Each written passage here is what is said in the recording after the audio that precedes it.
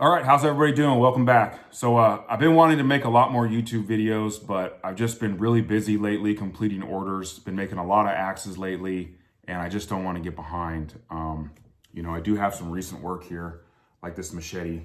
This thing came out awesome. It's 5160 and hickory handle, 20-inch blade.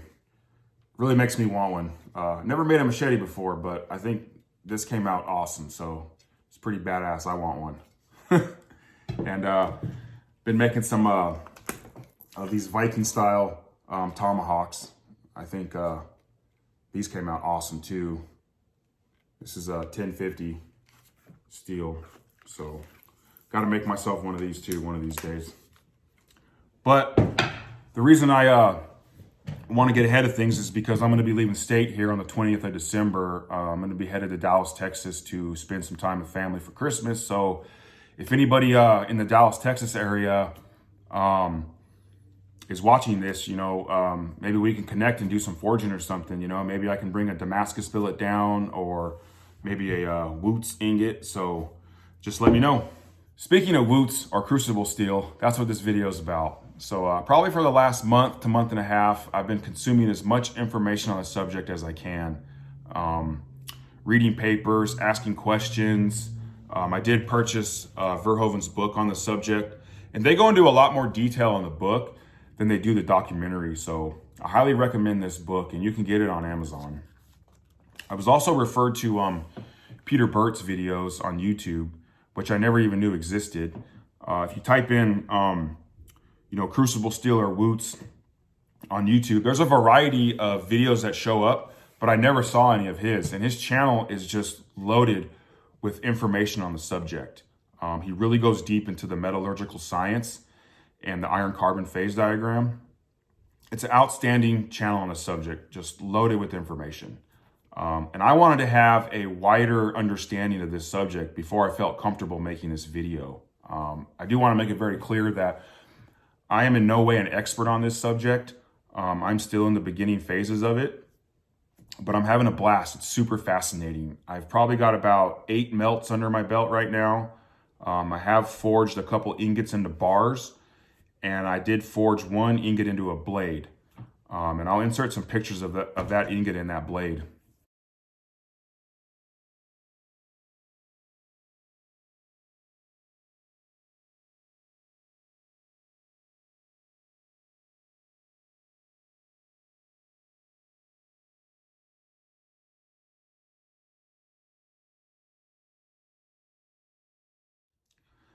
But also, this is probably going to be a lot longer intro than normal because there are some things that I want to explain and that I feel are important to explain before we get onto the melt. So some of you might be wondering what crucible steel is. So normally when you hear the term crucible steel, most people are referring to Wootz Damascus, which is basically an ancient steel that was relatively pure and very high in carbon. I believe historically it was about 1.2 to 1.8% carbon. And it had a pattern on the surface of it that was intrinsic to itself, meaning that it's one piece. It wasn't, it's not made like modern Damascus is, like pattern welded steel. You basically have these aligned sheets of clustered cementite particles separated by pearlite, and it's formed through the forging process. So the more you forge it out, the more these sheets become aligned, because in the ingot itself, you might hear the term dendrites. Well, those are just iron crystals, and you have all these carbides that segregate in the interdendritic regions, which is the regions between the dendrites. That's where all these carbides segregate. Your CFEs, your carbide forming elements, and carbon. And once you start to forge those out, those sheets start to align all that cementite, which is carbide. Now, I know that's a lot to take in. If you want to learn more on that, you can go watch Peter Burt's videos and he'll go into a lot more detail. So, and another thing I want to talk about is my goal in this. And the reason that I'm making this is because, one, I think it's awesome to make my own steel. And two, I am trying to get a watered pattern. That's my goal. is to get that traditional pattern on a blade, which I'm still working towards. So hopefully this comes out great, but we'll see. All right, so we're almost on to the melt. But first I want to talk about crucibles. The crucibles that I'm using are clay graphite crucibles. You do not want a pure graphite crucible. And these are the Salamander Super Crucibles. That's what you want to use. Do not waste your time on cheap eBay or Amazon crucibles. They're not meant for melting iron. They're meant for non-ferrous metals, and that's it. You can buy these on Amazon or eBay, but they're all sold through, I'm pretty sure, like PMC Supplies. That's where mine came from when I order them on Amazon. This is a, probably a medium grade crucible.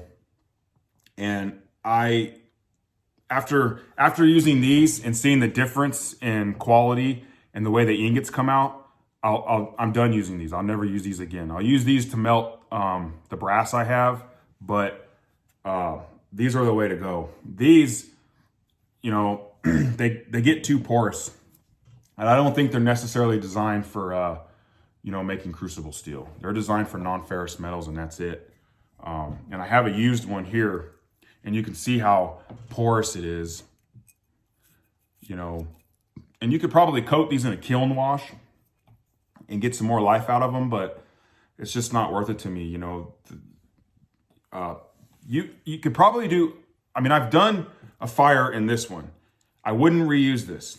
And you can reuse these. So this is one that's already been used, a Salamander Super Crucible. And it's in great shape, much better shape than this. I would definitely reuse this. I'd have more confidence reusing this than this. But I have got ingots out of this. But like I said, I wouldn't reuse it. So now we'll talk about the material I'm using. So in my first couple melts, I was using 1018 and graphite powder, and graphite powder was my carburizer, my carbon source. But I've since gone away with that. I've learned some stuff about that material, so I'm no longer using that. I'm using now electrolytic iron, which these are the flakes. You can get it in powder, I believe. These are just the flakes. It's like 99.97% pure, which I do have the place I got it from sent me a analysis of it, which I'll take a picture of it and I'll put it in the video. But this is really good stuff. It's what Verhoeven and Pendray were using, and yeah, it's kind of hard to get too. So if you can find it in smaller quantities, then I would get it, because the big manufacturers of it, they sell in industrial sizes, metric tons. Because I called the place up and the guy was just like, yeah, no, we sell in metric tons. I was like, yeah, never mind. And then my carburizer, my carbon source now is sorrel metal. This stuff is awesome, but very hard to get. It's pig iron. It's relatively pure cast iron. It's 4.25% carbon, and it's awesome stuff. Like I said, it's very hard to get. You kind of have to know somebody to get this, and I know somebody that has it. They've asked to remain anonymous, so I'm not going to tell you where I get it, because they don't want to be bothered. But very lucky I got a hold of this. I got a box of it, a whole box of it. So it'll last me a while. But it's extremely hard. It's very hard to break up into small chunks. I beat the hell out of this, some of these with a sledgehammer, and I've got it to break apart, but messed up that sledgehammer pretty bad. But it was a cheap sledgehammer, so I could care less. But yeah, this stuff's great. And it has a very low melting point too. I think it's like 2,000 degrees, 2,100 degrees, and it melts. So great stuff. Just hard to find, and it's hard to get into smaller pieces. But I do understand that you can heat it till it's red and quench it, and it'll break up a lot easier. But anyways, so that's the material I'm going to be using today in the melts. That's what was used to make this ingot right here. This is just 1,030 gram ingot, And I will post a picture of the formula for grams of iron to grams of sorrel. And we're basically shooting for 1.5% carbon. That's a good starting point. I bump it up just a little in case, I lose some carbon during forging and the roast. So, and we'll get into that more in the second video. I'm going to be breaking this up into two parts. The first part will be the melt and the revealing of the ingot. We'll spark test it, and we'll, grind a little side of it here and etch it to see what kind of initial solidification structure we have. And that'll be part one. And then in part two, we'll go ahead and roast the ingot and forge it into a blade. And that's the interesting part. That's the hard part. So other than that, and one more thing. It does depend. It is important how you stack your crucible. Don't just throw it all in there. It's not, you don't do that. Depending on what your, materials are, or your carbon source, like charcoal or sorrel, your charcoal would go on the bottom and then your iron on top. With sorrel, you would put your iron in first and then your sorrel on top, because your sorrel is going to melt first and it'll just melt, and cover up the iron. So that's how you would stack your crucible, like that. Don't just throw a bunch of pieces in there, and I would cut my pieces up too. Smaller pieces are better. They're gonna melt easier instead of large pieces. So yeah, that's that. Oh, another thing, glass. You want to use green glass. You don't want to use brown glass, because brown glass has iron sulfate compounds in it, that are used for the coloring, the brown coloring. And that sulfur can get into your ingot, and that's bad. You don't want sulfur in your ingot. That can make it what's called hot short. So bad stuff. Stay away from that. So yeah, we'll load up this crucible and we'll get it in the furnace. So stay tuned.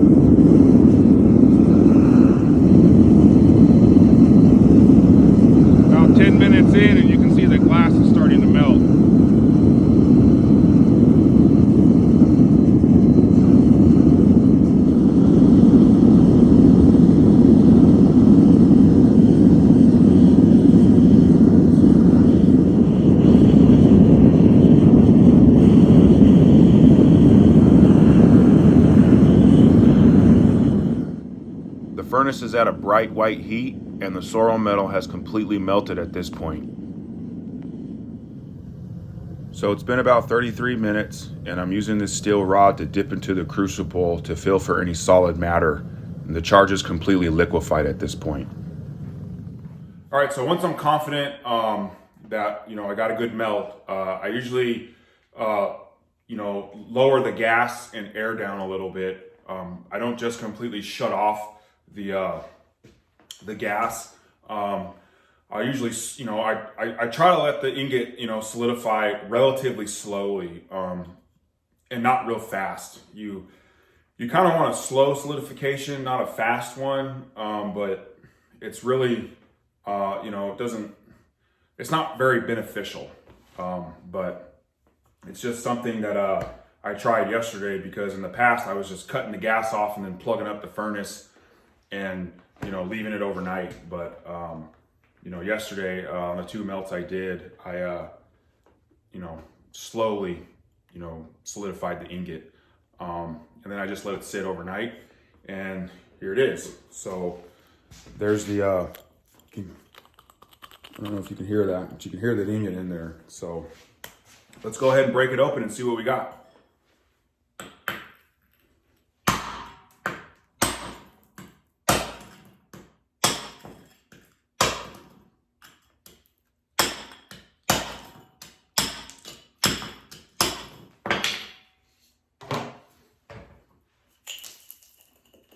Stop the glass.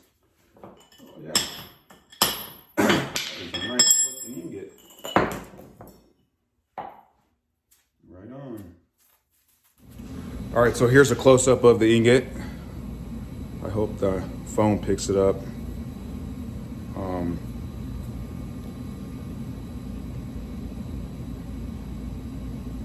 don't know how well that's picking up, but definitely got a nice dendritic grid structure on top. Pretty cool.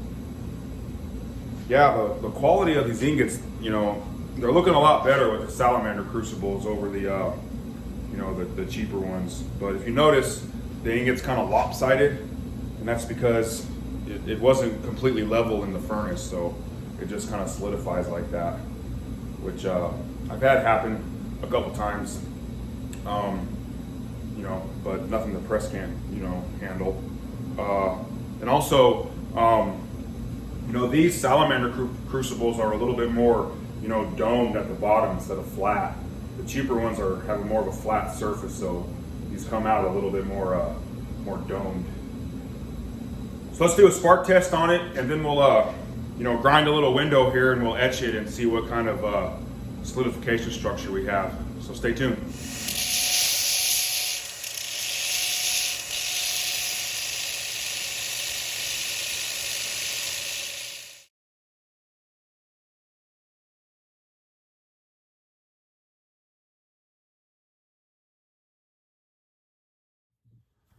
So if you look closely at the picture I inserted, that's basically the initial solidification structure. There is a difference in that picture from the left and the right side. The right side I ground in a little deeper.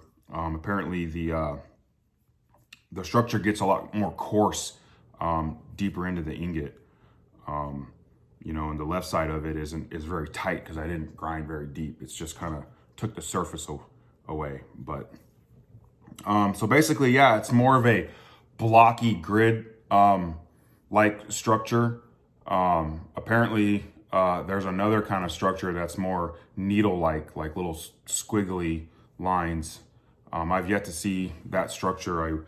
Apparently, that's a pretty good structure, but I think it might have something to do with a little more higher alloy content, because this is pretty pure right here. I didn't add any alloys except what's in the iron and sorrel, but they're, you know, relatively low in alloys. So I'm just starting with the basics and working my way up from there. So, but anyways, you know, this structure doesn't really dictate your end pattern. It just, you know, heavily influences it. So we'll see what happens in part 2. That's where we'll roast the ingot, and then we'll forge it into a bar and then into a blade. That's the fun part. So again, I hope you guys enjoyed the video. I hope you guys got something out of it. You know, I probably missed some things, or maybe I didn't explain things very well, but you know, I'm not very good at explaining things anyways. That's why I don't make a lot of how-to videos. But yeah, and you know, if anybody's watching this and, you know, can point me in a direction of information, it's greatly appreciated, or has any advice they're willing to share, I'm an open book, and I would appreciate any of information that you can give. So other than that, thank you guys for watching, and y'all have a good day.